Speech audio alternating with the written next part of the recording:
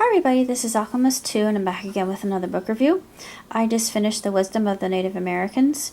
This is compiled and edited by Kent Nurburn. It's the basically the writings of a lot of different Indian chiefs, and it covers a lot of different subjects. And I love the very first beginning quote.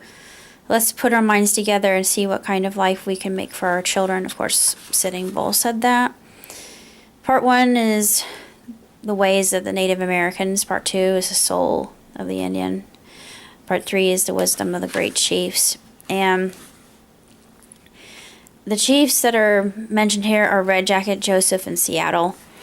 It's just so very thought-provoking, and I love this part. It was very telling about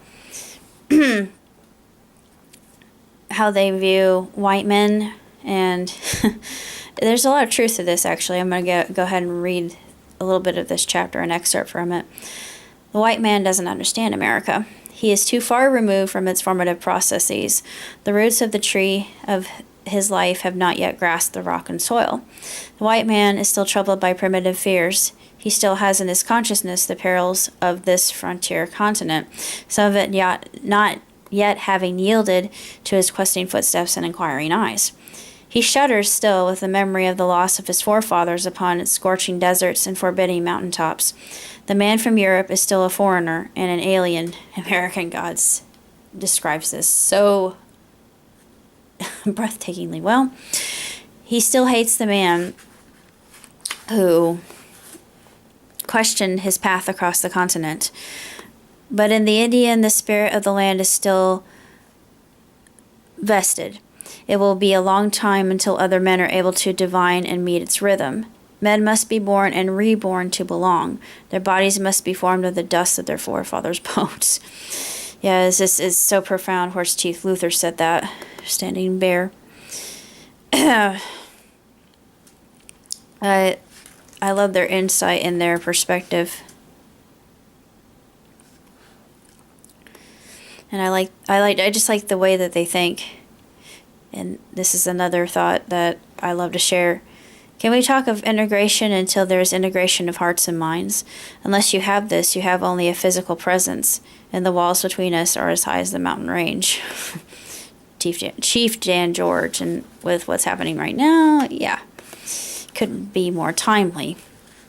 Yeah, I like this idea of the spirit, just how close they are, and it just seems like a lot of us are so divided from nature, and I'd rather not be. I'd rather be closer to it. I just feel at ease. I feel at one, and in fact tomorrow I'm going to get to see my advisor. She lives on the lake, and I'm thinking, oh, thank God I get to be in water again. I feel so completely at home in water. But this is a very insightful book. It's very enlightening, and it's one I'm going to keep nearby because I feel like it is a book that you can go to and learn from, even if you've read it once. It's a research book, basically, and a reference book.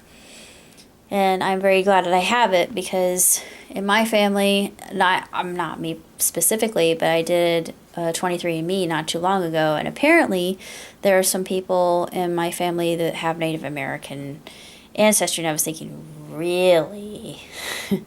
That's interesting. I'm really curious as to what tribe they could be from.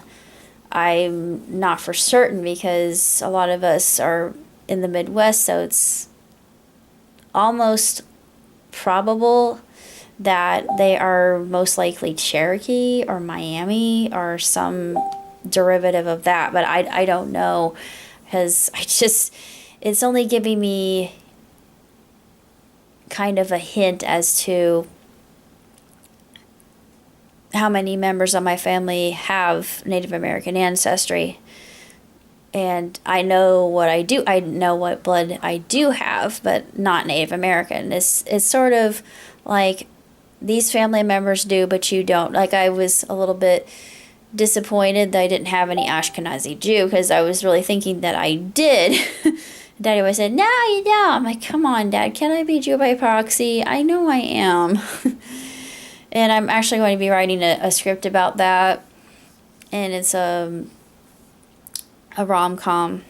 And I'm going to base it off my own experiences because I haven't really dated any Jewish people, but I've always wanted to. And it's going to be an experiment to see how it would actually go if it did indeed happen the way that I've always wanted it to happen. Because I just think it would be well, the only thing I wouldn't like is, the overbearing mother-in-law. Like, when are you going to have kids? When are you going to have, come on, I want to be a grandmother. Please, please have a child for me. Like, you're not the one bearing this child, mother. But I mean, I could see that happening. My own mother wasn't like that. My own father wasn't like that, thank God. But, yeah, I never had to suffer through that constant vetching and saying, I'm never going to have any grandchildren. Oh, pity me. I will die without any children having gone to the grave. Oh, God save me. But anyway, I don't have to deal with that. This is why I'm writing the script. I know this from having seen plenty of things on television, and I can improv. But anyway, this is a really good book. I've got a lot of things coming up. I'm going to be going to North Carolina in September. And I'm also going to go to Fort State Con to see my friend. And she's going to let me stay the night there. I'm going to go both days. And then the second day, after I've meandered around a little bit, I'm going to go back home. So that's basically all I got to say about that. So until next time, live long and prosper. Ciao, tutti.